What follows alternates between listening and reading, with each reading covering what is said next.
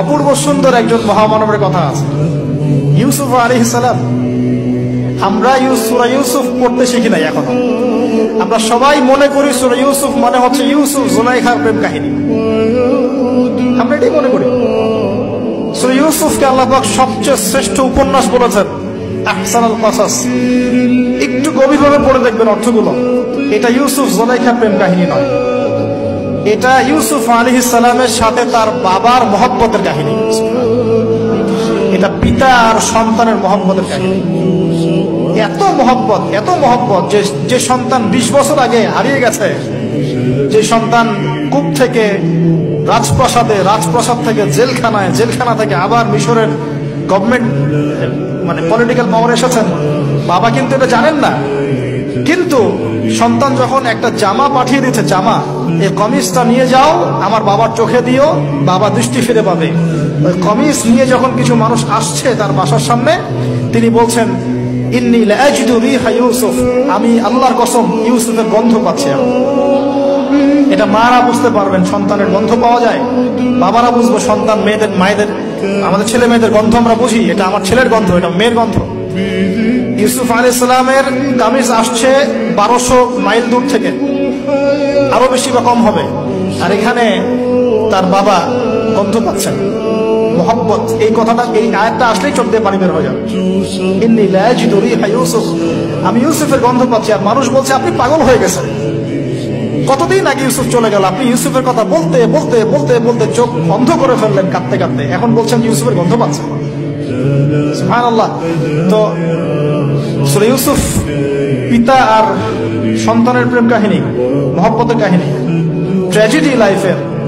ভাইদের ষড়যন্ত্রে চলে গেলেন কূপে, কূপ থেকে রাজপ্রাসাদে, রাজপ্রাসাদ থেকে জেলখানায়। জেনার আহ্বান করছে তাকে, তিনি বলছেন মাআযাল্লাহ, আমি আল্লাহর কাছে আশ্রয় প্রার্থনা করছি। এখানে আমরা সূরা ইউসুফ পড়তে গিয়ে ইউসুফ আলাইহিস সালামের বাহ্যিক সৌন্দর্য নিয়ে কথা বলি, তার চরিত্র, তার বাহ্যিক সৌন্দর্য অনেক বেশি সুন্দর। সূরা ইউসুফ আলাইহিস সালামের এই যে জেনা থেকে মুক্ত থাকার শিক্ষা, এটা যদি আমাদের যুব সমাজ নিতে পারে, ইনশাআল্লাহ অর্ধেক কাজ হয়ে যাবে ইনশাআল্লাহ। কত পার্সেন্ট যুবক আছে বলেন দেখি, একটু অনেস্টলি বলেন, সূরা ইউসুফ আলাইহিস সালামের মতো এরকম তাকওয়া, পরহেজগারিতা, জেনা মুক্ত জীবন যেমন করতে পারে। আমরা তো আরো ইচ্ছা করে প্রেম করি, অ্যাফেয়ার করি, রেপ করি, এই করি সেই করি। আর তাকে অফার করা হচ্ছে সম্ভ্রান্ত পরিবারের একজন রাজার স্ত্রী।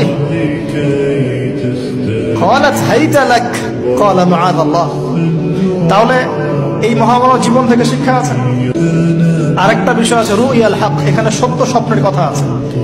তাই যারা বেশি পরহেজগার হবেন, আপনারা কিন্তু সত্য স্বপ্ন দেখবেন এবং স্বপ্নের সত্যতা ডিনাই করবেন না। শেষ জামানায় মুমিনের স্বপ্ন বেশি বেশি সত্য হবে। যদি সত্য স্বপ্ন দেখেন, ভালো স্বপ্ন দেখেন, প্রিয়জন কোন প্রিয় মানুষকে বলবেন। যদি দুঃস্বপ্ন দেখেন, খারাপ স্বপ্ন দেখেন, কাউকে বলতে যাবেন। এখানে পড়লে আপনি দেখবেন কাফেরের স্বপ্ন সত্যি হয়েছে। আরেকটা স্ট্র্যাটেজি আছে সূরা ইউসুফের, এর আগে একটা লেকচারে বলেছিলাম। ইউসুফ আলাইহিস সালাম এমন অর্থনৈতিক পরিকল্পনা গ্রহণ করেছিলেন যার ফলশ্রুতিতে মিশরের লক্ষ লক্ষ মানুষ দুর্ভিক্ষ থেকে বেঁচে গেছে। তাহলে এখনকার আমাদের পারিবারিক ক্ষেত্রেই হোক, সোশ্যাল বা ওয়ার্ল্ড অ্যাফেয়ার্সই হোক, ওই ইকোনমিক পলিসি যদি লঞ্চ করা যায়, ইনশাআল্লাহ তাআলা দেখবেন জনগণ না খেয়ে মরবে না। আর এই কথাটা আমি সবাইকে বোঝাতে পারি, বাংলাদেশের মানুষকে বোঝাতে পারি না। কারণ ইউসুফ আলাইহিস সালাম এখানে 7 বছর মেয়াদী একটা পরিকল্পনা নিয়েছেন। অপচয় করো না, যতটুকুতে কাজ হয়ে যায় এতটুকু ব্যবহার করো, বাকিটা সেভ করো। দুর্ভিক্ষ সামনে আসছে, তখন ইনশাআল্লাহ বেঁচে যাবে তোমার। তাহলে সূরা ইউসুফ থেকে আমরা শিখলাম কি? রুইয়াল হক, সত্য স্বপ্ন, ক্যারেক্টার। আমরা শিখলাম এখানে চরিত্র পবিত্র রাখার ব্যাপার, শিখলাম পারিবারিক বাবা সন্তানের মহব্বত। এক্সট্রাঅর্ডিনারি মুসলিম হতে হলে এগুলো দরকার আছে।